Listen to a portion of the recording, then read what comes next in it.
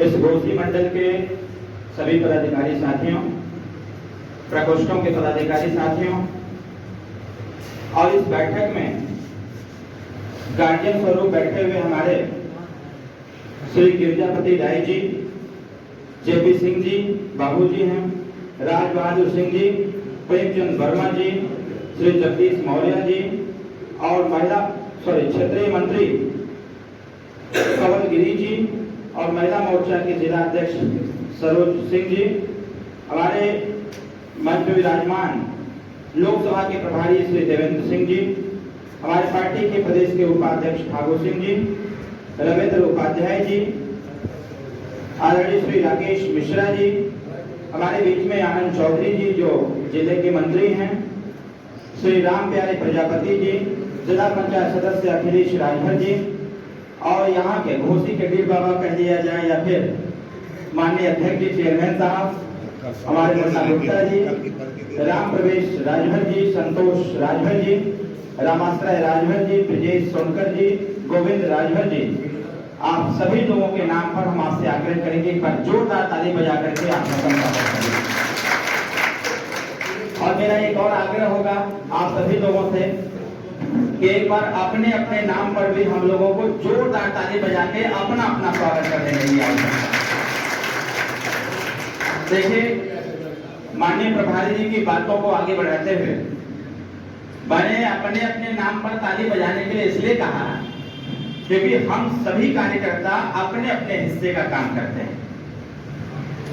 हम सबको जो जिम्मेदारी मिलता है हम पूरा प्रयास करते हैं कि उस जिम्मेदारी का निर्वहन हम अपने हिसाब से पार्टी के निर्देश पर, उनके डायरेक्शन पर हम अपने हिसाब से काम करें। जो भी पार्टी का निर्देश प्राप्त होता है, कार्यकर्ता उस काम को बखूबी पूरी तन्मयता के साथ, पूरे ईमानदारी के साथ उस काम को करने का अंजाम दे देता है। हम भी अपनी पार्टी चलाते हैं, सब लोग जानते हैं अच्छी प्रकार से, बहुत डिबेट में आपने भी सुना होगा हमको, तमाम हमारे भाषण भी आप सब लोग सुने होंगे। आप लोगों के लिए कोई नया नाम अरविंद राजभर नहीं है, बस फर्क इतना है कि हम बहुत सारी चीजें छुपा करके हम संगठन का विस्तार दे रहे थे और बहुत सारी चीजें बता करके हम काम भी कर रहे हैं। ये गठबंधन जो आज फलीभूत है, हम सभी लोग लगे हुए हैं। एक नारा 18 जुलाई को हम लोगों ने बनाया एनडीए की बैठक में जो दिल्ली में हुआ था माननीय प्रधानमंत्री जी के नेतृत्व में। 18 जुलाई का नारा था जो हम लोगों ने एक संकल्प लिया और नारा वहीं से आगे बढ़ा कि अब की बार 400 पार। ये 18 जुलाई की बैठक का जो मंत्रणा किया गया, पूर्वांचल के संबंध में, उत्तर प्रदेश के संबंध में जब फीडबैक हम लोगों के द्वारा दिया गया, क्योंकि पूर्वांचल को लेकर के हमारे माननीय प्रधानमंत्री जी, मैं यूं कह सकता हूं कि शीर्ष नेतृत्व तो बहुत चिंतित है। लेकिन जब इस बात की जानकारी हम सब लोगों ने जब हर क्षेत्र की जानकारी दिया तो देने के बाद पूरा 39 पार्टी के लोगों ने मिल करके नारा दिया अब की बार 400 पार। और जब उत्तर प्रदेश की बारी आई, उत्तर प्रदेश में जब बात पूछी गई कि उत्तर प्रदेश क्या रहेगा, तो पूरा उत्तर प्रदेश की इकाई जो थी, उत्तर प्रदेश की जो पार्टियां एनडीए के साथ सम्मिलित हैं, हम लोगों ने नारा दिया कि उत्तर प्रदेश में 80 की 80। और शायद आप लोग जब तक प्रत्याशी की घोषणा नहीं हुई थी, जब मैं अपने पार्टी के संगठन की समीक्षा कर रहा था, सेक्टर की, बूथ की, ब्लॉक की, विधानसभा की, अनुसूचित प्रकोष्ठ, पिछड़ा प्रकोष्ठ, अल्पसंख्यक प्रकोष्ठ, जितने प्रकोष्ठ हमारे हैं, पूरा संगठन मैं देखता हूं। और जब भी मैं किसी संगठन की बैठक लेता हूं तो मैं अपने आप को हटा देता हूं कि मैं क्या हूं। बस एक चीज ध्यान रखता हूं कि मैं वही कार्यकर्ता हूं जिस कार्यकर्ता को मैं डायरेक्शन देने के लिए आया हुआ हूं। जब मैं खुद कार्यकर्ता बनकर के काम करूंगा तभी हम कार्यकर्ता के साथ अपना कनेक्टिविटी बना के हम रख सकते हैं। जो काम करते हैं वही कार्यकर्ता कहे जाते हैं। और नेता, आप हमको नेता बनाने का प्रयास कर रहे हैं। जो जनता के द्वारा चयन हो जाता है वो नेता हो गया, और नेता बनाने वाले कार्यकर्ता। और मेरा जो प्रयास है, 27 अक्टूबर 2002 से मेरा अनुभव है, पढ़ाई लिखाई में ईश्वर की कृपा से, आप सबके आशीर्वाद से कोई कमी नहीं छोड़ा। जब मैं 19 दिन जेल में था, मैं उस वक्त BHU यूनिवर्सिटी में पढ़ रहा था। मेरा ग्रेजुएशन सेकेंड ईयर चल रहा था सर प्रभा जी। पहली बार मैं ये बात बताने जा रहा हूं, क्योंकि बातें अनुभव हर चीज का प्राप्त कर लिया हूं मैं। जेल में रह करके, जेल से बाहर रह करके, कार्यकर्ताओं के संघर्ष करके, लाठी खा करके, घर से भगा दिए जाने से, किसी गांव में गए, रात को खाना नहीं मिला, गांव के लोगों ने खदेड़ दिया, ये सारा अनुभव हमने ले रखा है। आज स्वयं भारतीय समाज पार्टी शीर्ष तक या शिखर तक है तो कार्यकर्ताओं की वजह से। तो हम खुद गांव-गांव में जाकर के, हमारे अखिलेश भाई भी जानते हैं, हमारे जो भी सहयोगी साथी यहाँ पर बैठे हैं, जब आपके गांव में हम गए हैं तो आपके ही गांव से प्राप्त हुआ होगा कि अरविंद राजभर आए थे, 2500 3000 चंदा उतार के लेके गए। लोग जो रैली करते थे, पैसा कुछ नहीं हमारे पास। तो हम कार्यकर्ता बन के काम करते हैं। 2017 में गठबंधन हुआ, माननीय गृह मंत्री जी ने हमको मंत्री बनाया। बहुत बड़ा विभाग था वो, विभाग PWD के टक्कर का विभाग था। माननीय गृह मंत्री ने कहा कि तुमको इस विभाग को संभालना है, क्योंकि वो विभाग सीधे माननीय मुख्यमंत्री जी के पास था। 2500 करोड़ का विभाग मेरा, और हमने जम करके उसमें काम किया। और मेरे काम करने का परिणाम ये निकला कि CM साहब ने अपने ऑफिस के बगल में हमको हमारा ऑफिस बनाने का काम किया, लोक भवन के अंदर। उन्होंने कहा कि सारे विधायकों का पैसा आप भेज के, इसलिए आप मेरे बगल में बैठोगे और सारे विधायकों, सारे क्षेत्रों का कल्याण आप करोगे, आपके द्वारा पैसा जाएगा। तो कहीं ना कहीं हम, जब मेरे मन में, मेरे मस्तिष्क में या मेरे हृदय में जिस दिन ये भावना आ जाएगी कि मैं नेता हूं, मैं आपसे कभी नहीं जुड़ सकता। जिस दिन ये भावना आ गई कि मैं नेता हूं, तो आज नहीं, कल नहीं, परसों नहीं, आने वाले समय तक हम आपको नहीं जोड़ सकते। लेकिन अगर मेरे भाव में ये रहा कि मैं कार्यकर्ता हूं, तो कुर्सी छोड़िए जमीन पर बैठना होगा। तो अरविंद राजभर बैठने का काम करेगा, तो हर कार्यकर्ता जमीन पर बैठ कर, कोई पार्टी हो, कोई संगठन हो, वो तभी आगे बढ़ता है जब एक कार्यकर्ता के तौर पर हम और आप, हम सब मिलकर के काम करते हैं। और ये मेरा सौभाग्य है कि माननीय प्रधानमंत्री जी, माननीय मुख्यमंत्री जी, माननीय गृह मंत्री जी, प्रदेश के जो शीर्ष नेतृत्व के लोग हैं या फिर राष्ट्रीय नेतृत्व जो लोग हैं, उन लोगों ने अरविंद राजभर के नाम पर मोहर लगाया और कहा कि जाओ, जो घोषी सीट हम हमेशा हारते चले आ रहे हैं किसी न किसी कारण से, वहां पर जा करके इस सीट को जिता करके माननीय मोदी जी के झोली में डालने का काम करो, तभी हमारा सम्मान बढ़ सकता है। नहीं तो हम सारी सीट जीत जाएं, 79 सीट जीत जाए उत्तर प्रदेश में, घोषी हार जाए, तो आप जरा अपने हृदय पर हाथ रख करके सोचिएगा कि हम आपको जवाब नहीं दे पाएंगे। जरा कल्पना करिएगा, जब सदन के अंदर हमारा आपका नेता, देश के माननीय प्रधानमंत्री जब खड़ा होकर के अपने ब्रांड की बात करेंगे, अपनी योजनाओं की बात करेंगे, वहीं पर विपक्ष में बैठा हुआ इसी घोषी का सांसद प्रश्न खड़ा करेगा कि मोदी जी आपका जलवा तो पूरे प्रदेश में था, लेकिन घोषी लोकसभा में आपका जलवा नहीं दिख पाया। इसलिए इस बात से हमको आपको सचेत रहने की आवश्यकता है। हमारी इच्छा यह है कि जब भी उत्तर प्रदेश की बात आवे सदन के अंदर, उत्तर प्रदेश की कल्याण के साथ साथ घोषी के कल्याण की बात आवे, यहाँ के बजट की बात आवे, यहाँ की व्यवस्थाओं की बात आवे, यहाँ के बेरोजगार नौजवानों के रोजगार की बात आवे, यहाँ के बच्चों की शिक्षा की बात आवे, यहाँ की प्रशासन व्यवस्था की बात आवे, तो कभी भी हमारे आपके कार्यों से हमारे प्रदेश और देश की सरकार का सर न झुके। इसलिए मैंने अपने दिल और दिमाग में बैठा रखा है, ये प्रथम अवसर है, बहुत ज्यादा मेरी उम्र नहीं है, काम का अनुभव जरूर है। जब मैं 19 दिन जेल में था, माननीय प्रभारी जी, हम और पिताजी जेल में थे, और एक हमारे स्टार प्रचारक थे बाबूजी, उनका नाम था जयप्रकाश राजभर, वह बनारस के थे।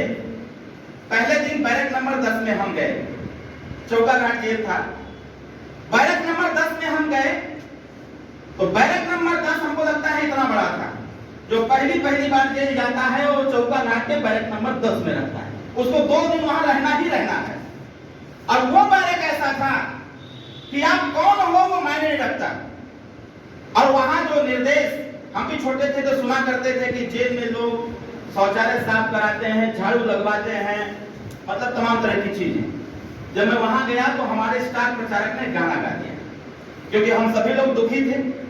मायावती जी का शासन था, गरीबों का घर गिराया गया था, माननीय प्रधानमंत्री जी ने सही कहा। कि ओम प्रकाश राजभर, अरविंद राजभर अपने कार्यकर्ताओं के लिए किसी भी हद तक चले जाते हैं। मायावती जी की सरकार थी और हम लोगों ने प्रण कर लिया था कि अगर बहन मायावती जी ने इस बात को कह रखा था कि जो जमीन सरकारी है वो जमीन हमारी है, तो जमीन गरीबों के बीच में बंटना चाहिए, नेताओं के बीच में नहीं बंटना चाहिए। और हम लोगों ने लगातार 21 दिन तक धरना दिया था कचहरी पर, और वही कचहरी का सर्किट हाउस में बैठ करके तमाम कैबिनेट मिनिस्टर हम लोग सामने धरना दे रहे थे। ठंडी का समय था, मुझे वो दिन याद है, 28 दिसंबर 2010, मुझे वो दिन याद है, 28 दिसंबर 2010, वो कड़कड़ाती ठंडी, और जब लाठीचार्ज हुआ तो मैं वहां पर नहीं था। मैं उस धरना प्रदर्शन में भाग लेने नहीं गया था। मैं बीएचयू यूनिवर्सिटी से निकला तो मैं बस ये देखने गया था कि हमारे पिताजी आए हुए हैं, उनसे मिल लिया जाए, कुछ पैसा ले लिया जाए, ताकि हॉस्टल में जो रह रहे हैं तो खर्चा वर्चा दे दें। हमारे साथ हमारे 8-10 मित्र थे। जब वहां गए तो कमिश्नर साहब थे, उन्होंने पता नहीं कैसे किसने क्या बता दिया, वो तुरंत अपने एक सीओ साहब थे, उनको लाठी थमाया, और उसी कचहरी के प्रांगण में मुझे कुछ नहीं पता, बस मैं देख रहा था कि हमारे कार्यकर्ता पीटे जा रहे हैं और हमारे नेताजी को लाठियां बरस रही हैं। अब आप जरा गौर करिएगा कि एक बेटा खड़ा है वहां पर और उसी के सामने उसके पिता को लाठियों से पीटा जा रहा हो। अब आप बताइए कि उसका बेटा कैसे बर्दाश्त करेगा। आप कल्पना करिएगा, आप जरूर परिवार के अंग होंगे, आपके पास भी बेटा हो, आप जरा कल्पना करिए कि एक पिता पीटा जा रहा हो पुलिस प्रशासन की लाठियों से, और उसका बेटा कैसे खड़ा होकर देख सकता है। जैसे हमारे पिता के ऊपर लाठियां बरसने लगी, मैं दौड़ा, तब तक सीओ ने पहली लाठी मारा और लाठी आके मेरे हाथ में लगा, मेरे हाथ टूट गया। उसके बाद मुझे नहीं पता क्या हो रहा, बस मुझे यह था कि मेरे पिता के ऊपर एक भी लाठी नहीं बरसनी चाहिए, जो भी लाठियां बरसे अरविंद राजभर के ऊपर बरसे, क्योंकि ओम प्रकाश राजभर गरीबों की लड़ाई लड़ता है, इसलिए इनके साथ हमें रहना चाहिए और हमने उनको रोकने रखा। और जितनी लाठियां बरसी, वो लाठियां अरविंद राजभर और हमारे छोटे भाई अरुण राजभर के ऊपर। हाथ टूटा, पैर टूटा। आप कल्पना करिए साथियों, मैं 6 दिन तक उसी प्रकार से हाथ और पैर तोड़ करके वहां जो कारागार के अंदर हॉस्पिटल था, दवाई तक नहीं लोग देते थे। बैरक नंबर 10 में हम गए तो हमारे प्रचारक ने गाना गाया कि जेल की सूखी रोटी खा के डब्बा भर भर दाल, और सुबह सुबह का दरुआ पीकर पेट ने किया बवाल। वहां जो कंबल मिला था, वो कंबल ओढ़ने वाला नहीं था, वो कंबल पहनने वाला था। दूसरे दिन जुगाड़ लगा करके हम लोग बैरक नंबर चेंज कराए, और उसके बाद लग गए कि जेल की व्यवस्था सही करना है। और आपको आश्चर्य होगा, जब ये पीड़ा गमछा लोग देखे, जो वही गरीब तबके के लोग जेल में बंद थे, लोग आए, जब अपनी समस्या बताए तो जेल में धरना दे दिए हम लोग। उसमें भी लाठीचार्ज हो गई, जेल के अंदर भी। फिर भी डटे रहे कि नहीं, जब जेल में आ गए तो बाहर थे तो बाहर की दुर्व्यवस्था की बात करते थे, जेल में आ गए तो जेल की दुर्व्यवस्था भी सही होना चाहिए। जेल में धरना दे दिए, 6 दिन तक धरना चला था वहां पर। और जेल के बीचों बीच पीपल का पेड़ है, उसी के नीचे हम लोग बैठे रहे रात भर। खाना तक पाबंदी लग गई, 2 दिन तक खाना नहीं खाते, चलो कोई बात नहीं। लेकिन वहां पर जनार्दन सिंह जी थे, बहुत अच्छे व्यक्ति थे। अजय राय का नाम आप सभी लोग जानते भी होंगे। माननीय अजय राय जी उसमें विधायक थे, हमारे विधानसभा से, लोग कुलसला विधानसभा थी। वो बेचारे आकर के खाना ना भिजवाते थे, थोड़ा सा प्रोटेक्शन देते थे, तो कहीं ना कहीं वो पीड़ा हमारे पास भी है। तो मैं बस आपसे अनुरोध करूंगा कि कोई भी संकोच मन में रखने की आवश्यकता नहीं। माननीय प्रधानमंत्री जी भी चाहते हैं बदलाव, माननीय मुख्यमंत्री भी चाहते हैं बदलाव, भारतीय जनता पार्टी भी चाहती है बदलाव, और भारतीय जनता पार्टी को शीर्ष तक पहुंचाने वाले कार्यकर्ता आप क्या चाहते हैं, जरा यही हमको बता दीजिए। अगर माननीय प्रधानमंत्री जी चाहते हैं बदलाव, मुख्यमंत्री जी चाहते हैं बदलाव, आपका शीर्ष तक चाहता है बदलाव, तो आप बताओ बूथ के प्रभारी और कार्यकर्ता साथियों, ब्लॉक के पदाधिकारी साथियों, क्या आप चाहते हो बदलाव कि नहीं चाहते हो बदलाव? इसलिए मैं आपसे पूछना चाहता हूं, कितने लोग चाहते हैं कि बदलाव यहाँ पर? इसलिए बदलाव सिर्फ सीटों का नहीं, बदलाव सिर्फ प्रत्याशियों का नहीं, बदलाव साथियों व्यवस्था का भी होना चाहिए। सत्ता में परिवर्तन तो कई बार लोगों ने किया, लेकिन व्यवस्था में परिवर्तन अगर किसी ने करने का काम किया तो उसका नाम देश के यशस्वी प्रधानमंत्री माननीय मोदी जी और उत्तर प्रदेश के यशस्वी मुख्यमंत्री माननीय योगी जी ने करने का काम किया, जो सत्ता के साथ साथ व्यवस्था में परिवर्तन करते हुए दूसरी बार सरकार को स्थापित किया, दूसरी बार सरकार को स्थापित किया। इसलिए मैं आपसे आग्रह करना चाहता हूं कि कोई भी संकोच मन में मत रखिएगा। अगर कोई ये कहता हो विपक्ष के लोग कि हमारा प्रत्याशी बहुत धनाढ़ है, तो आप भी ये कह सकते हैं कि हमारा प्रत्याशी बहुत विद्वान है।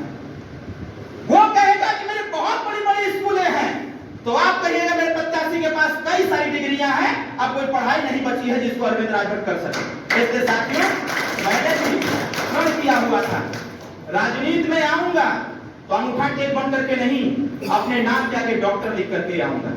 और मैंने राजनीति करते करते डबल पीएचडी किया साथियों, और उसके साथ साथ एमफिल भी किया, नेट क्वालिफाई भी किया, ट्रिपल एमए में तमाम मैंने डिग्रियां हासिल की। ये डिग्रियां सिर्फ नौकरी के लिए नहीं थी, मेरे मन में ज्वाला भड़क रहा था, क्योंकि मैंने एक आर्टिकल पढ़ा हुआ था कि देश और प्रदेश की पंचायत में हमारे पढ़े लिखे युवा क्यों नहीं जा पाते।